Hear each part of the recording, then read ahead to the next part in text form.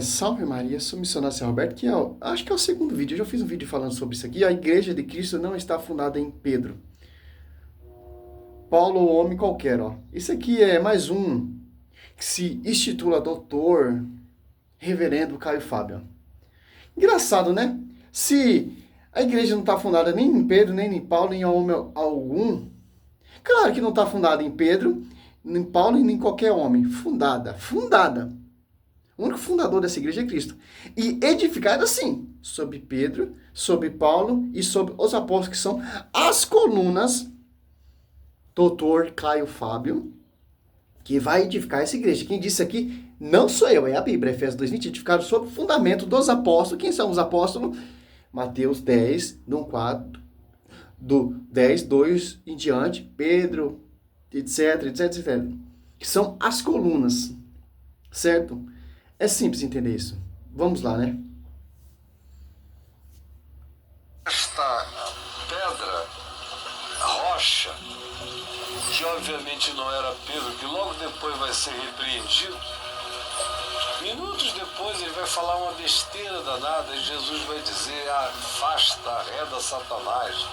Para Pedro, ali em Mateus 16, que tu não cogitas das coisas de Deus, sim das coisas dos homens. Então, não foi sobre essa pedra, é sobre a pedra daquela confissão, daquela certeza.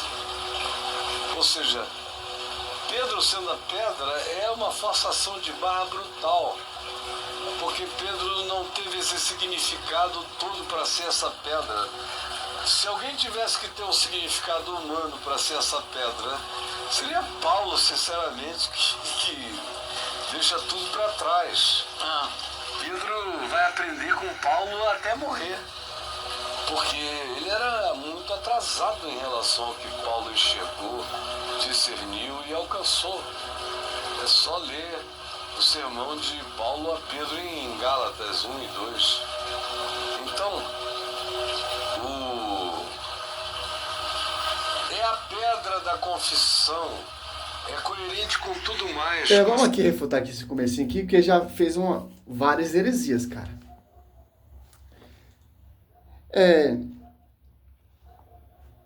Certo? Vamos aqui no texto. Em João 1:42 temos aqui Cristo mudando o nome de Pedro para Cefa. Para a gente entender quem vai edificar essa igreja, quem é a pedra que vai edificar a igreja. A profecia aqui não foi a Paulo. Tanto que o Paulo já se converteu, a igreja já estava andando.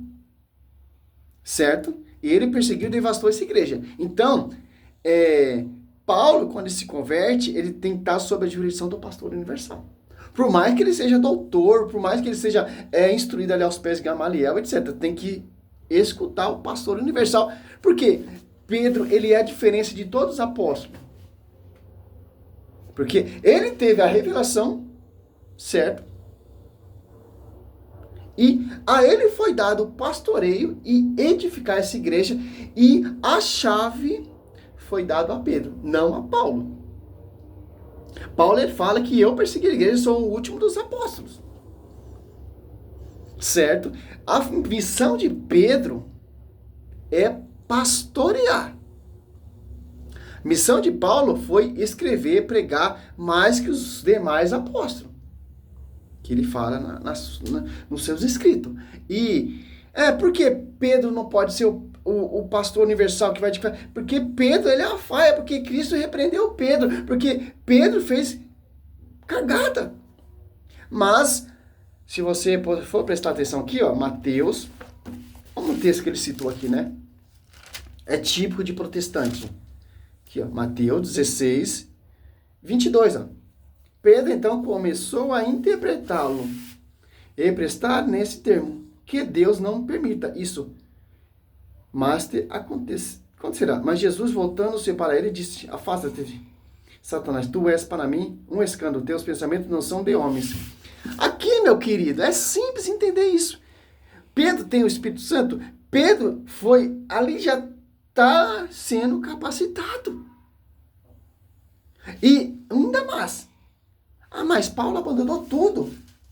Pedro, quem foi mais digno de ser o pastor é Paulo, porque Paulo abandonou tudo. Pedro também abandonou tudo, meu querido, para ser, para pastorear essa igreja. Se você pegar lá em Mateus 19, 27. Pedro, então, tomando a palavra, disse-lhe: eis que deixamos tudo para te seguir. Que haverá então para nós? Então não vem com essa conversinha, pastor. Pedro, ele abandonou tudo, deixou tudo para ser o pastor dessa igreja que ele vai edificar. E está aqui a prova. Ó. Tanto que Cristo dá o pastoreio a Pedro. Dá o pastoreio a Pedro e a chave a Pedro. Aqui, ó, João 21, do 15 a 17, ó. Pela primeira vez, Pedro, apacenta meus cordeiros. Segunda vez, apacenta meus cordeiros. Terceira vez, apacenta minhas ovelhas. E Paulo, Mateus 16, 19, ó. Eu te darei a chave do reino do céu. Tudo que ligares na terra será ligado no céu. E tudo que desligar na terra será desligado no céu. E Paulo ali, quando tem a revelação, ele fala ali em Gálatas, ali, ó. Em Gálatas. É simples. Destruir essa mentira desse pastor, ó. Paulo, quando tem a revelação ali, ó. Olha o que ele vai falar, ó. Primeiro Gálatas, do 1... 11 e 12. Ó. Asseguro-vos, irmão, que o evangelho pregado por mim não tem nada de um homem. Não recebi, nem aprendi de homens algum, mas mediante uma revelação de Jesus Cristo. Olha só.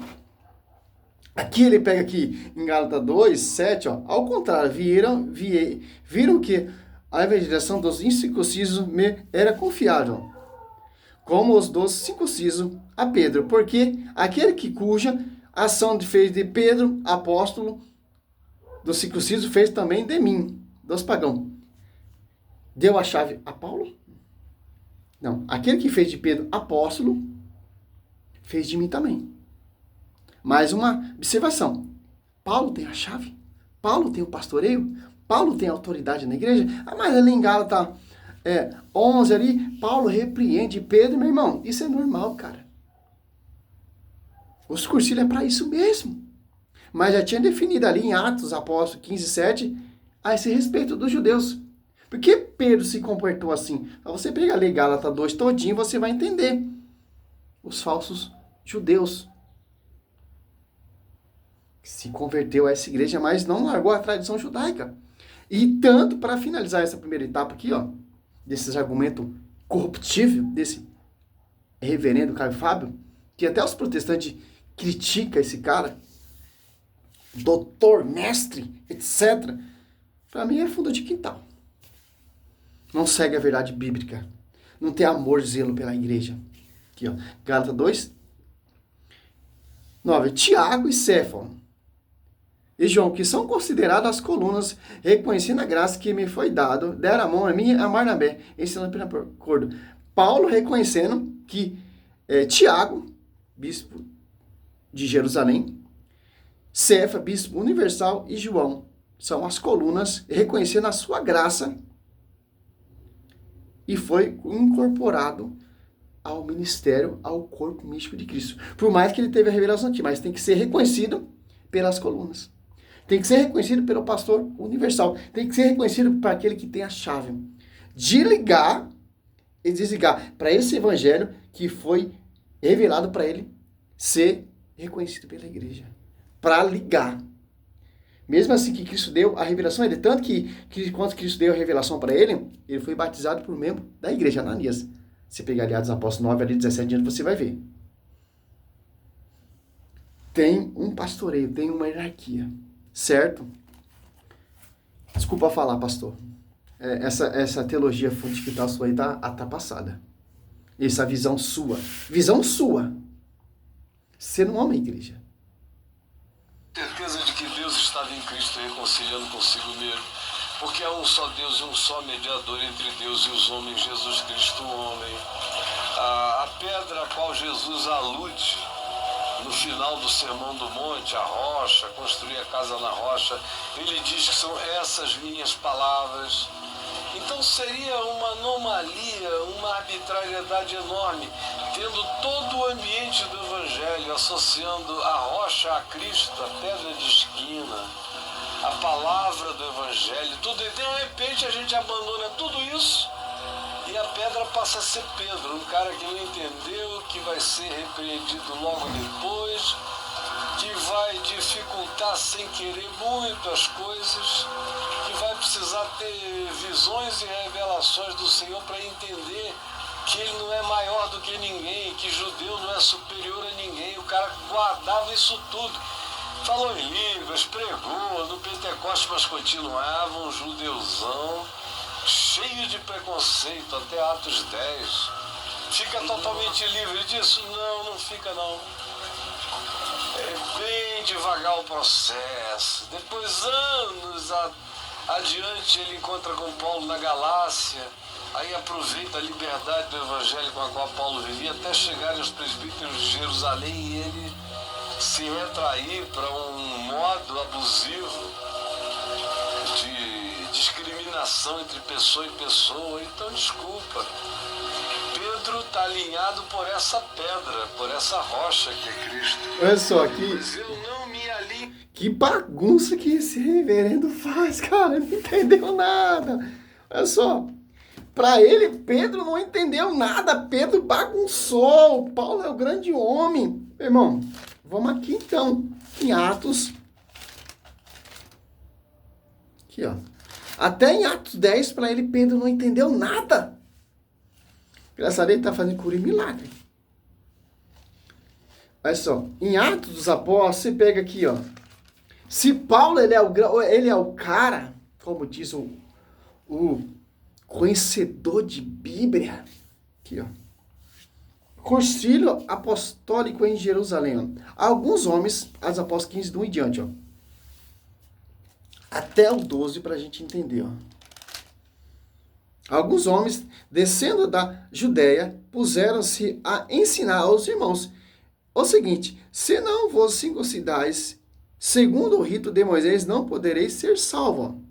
Originou-se então uma grande discussão de Paulo e Barnabé com ele, e resolveu-se que estes dois, com alguns outros irmãos, fosse tratado dessa questão, com os apóstolos e o ancião de Jerusalém, acompanhados algum tempo dos membros da comunidade, tomaram o caminho que atravessava a Finésia e Samaria. Contaram todos os irmãos a conversão dos gentios, o que causou a toda grande alegria. Chegando em Jerusalém, foram recebidos pela comunidade, pelos apóstolos, ancião, a quem contaram tudo o que Deus tinha feito com ele. Mas levantou-se alguns que antes de ter abraçado a fé, ó, era da seita dos fariseus, ó, dizendo que era necessário circuncidar os pagãos e impondo-lhe a observância da lei, ó, de Moisés, ó. Reuniu-se os apóstolos e ancião para tratar dessa questão. Por que Paulo não resolveu ali logo essa questão? Paulo é o conhecedor, Paulo é que fez tudo certinho, Pedro não entendeu nada, revelação, etc., como diz esse reverendo. Porque Paulo não colocou a casa em ordem.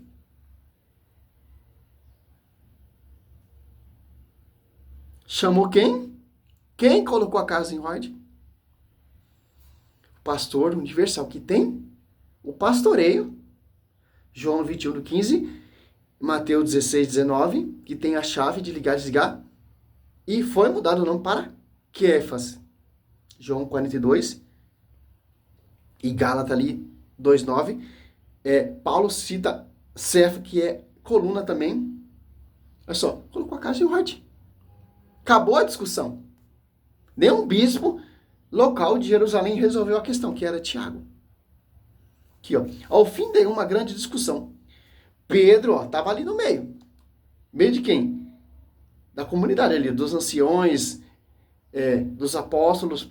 Levantou-se e disse-lhe: irmãos, vós sabeis que já há muito tempo Deus me escolheu dentre vós para que da minha boca os pagãos ouvissem a palavra de Deus, a palavra do Evangelho, e cresçam.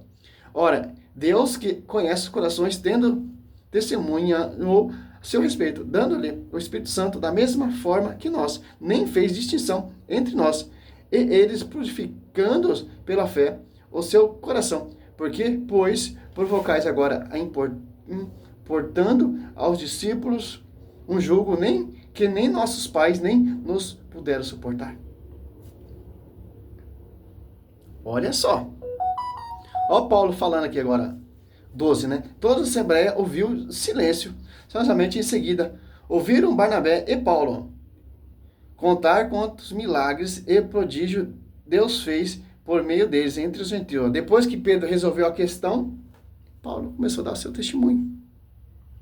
Depois que Pedro acabou com a discussão, colocou a casa em ordem, acabou a discussão. Agora Paulo está dando testemunho. E agora Tiago vai falar a respeito de Pedro. Depois de terminar, Tiago tomou a palavra. Irmãos, ouve-me, disse-lhe. Simão narrou como Deus começou a olhar para a nações pagãs, para tirar dela um povo que trouxesse o seu nome. Por que Paulo sabe que Pedro ele é o pastor universal? Por quê? Como vai dizer aqui em Gálatas, para finalizar esse vídeo aqui, não quero nem entrar mais. A caixa já acabou. Por que Paulo sabe que Pedro ele é o pastor universal? Por que Paulo sabe que Pedro ele é a Kefa? Gálatas 1:11. Asseguro-vos, irmãos, que o evangelho pregado por mim não tem nada de humano. Não recebi nem aprendi de homens algum, mais mediante uma revelação de Jesus Cristo. Então, Cristo já tinha revelado isso para ele. E discussão entre os apóstolos acontece. Por isso que ali tem um cursilho ali em Atos Apóstolos 15, para colocar a casa em ordem. Quando surge heresia, o cursilho. Quando tem dúvida, cursilho. Quando aparece herege na história, cursilho. Discussão entre eles para, dogmaticamente, se é heresia ou se é coisa do alto da glória. E se você for pegar aqui o rodapé, que ele citou muito isso aqui em Gálatas 2:11 até o 14, ali para ele, Paulo está repreendendo Pedro, não está repreendendo Pedro. Que já tinha definido ali em cursilho, ali em Atos Apóstolos 15. Aqui, se você pegar aqui no rodapé, tem a explicação.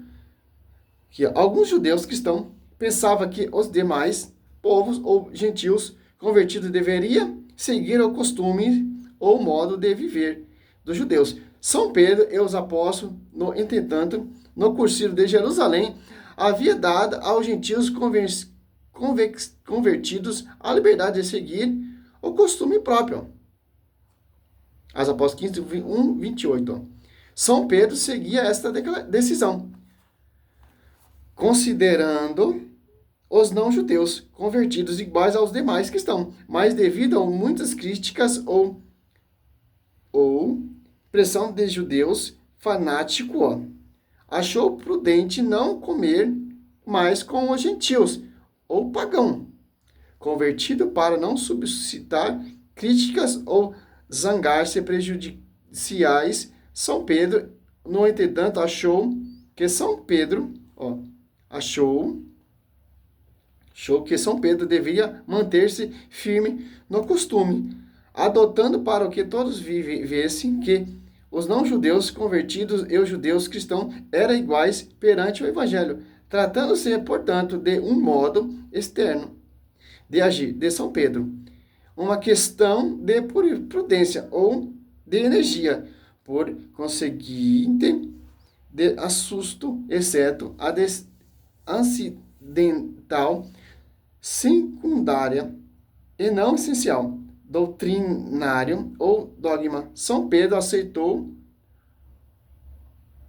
o seguinte, a advertência amiga de São Paulo, comprovando assim que ambos estavam de pleno acordo a esse respeito. Aliás, nunca houve desacordo doutrinário entre eles. Por esse fato acima relatado, São Paulo, até a reconhecimento que a autoridade de São Pedro, ó, ele reconhece a autoridade de São Pedro, ó, era grandemente atacada e de influência entre os cristãos, ó, como chefe da Igreja Universal que era.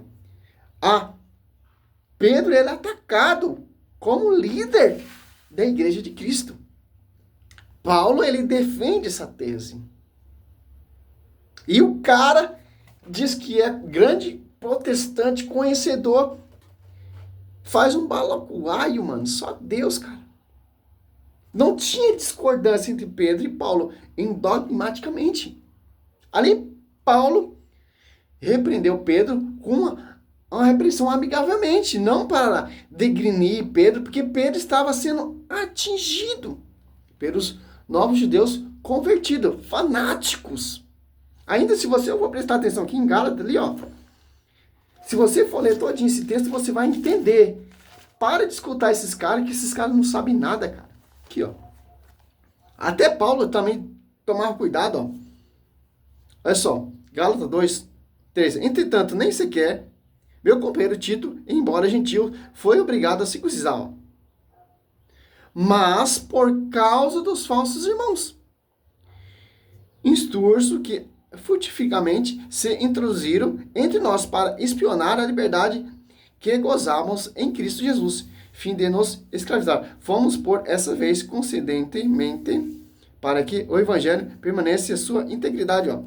Os falsos judeus, os fanáticos ali, esses aí que Pedro estava se distanciando, que já tinha definido ali em Atos Apóstolos 15, 7. Vocês podem seguir o jeito que vocês quiserem, mas nós gozamos da graça. Nós não seguimos o rito de Moisés, nós estamos na graça. Na graça. E esses falsos judeus se entronizou dentro da igreja para espionar a graça que os apóstolos viviam. É desses judeus que Pedro está se distanciando. Diz aqui, ó, o rodapé.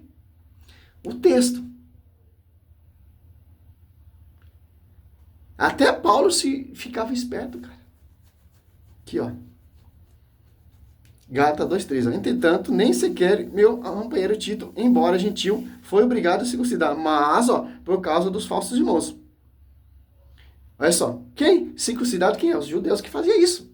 Quem são esses falsos irmãos? Os judeus que são circuncidados. E Tito teve que se circuncidar por causa dos falsos irmãos. Introduzindo ali na igreja, que é a doutrina judaica farisaica, que esses protestantes seguem hoje em dia. Olha só que interessante. Olha como Satanás ele se infiltra dentro da igreja, cara. Acontece hoje em dia isso. Tá explicado? Salve Maria, sou o missionário Sérgio Roberto. Sou servo, cara. É simples, cara. A nossa missão é defender a igreja contra esses falsos judeus aí. Ó. Salve Maria, sou o missionário Sérgio Roberto.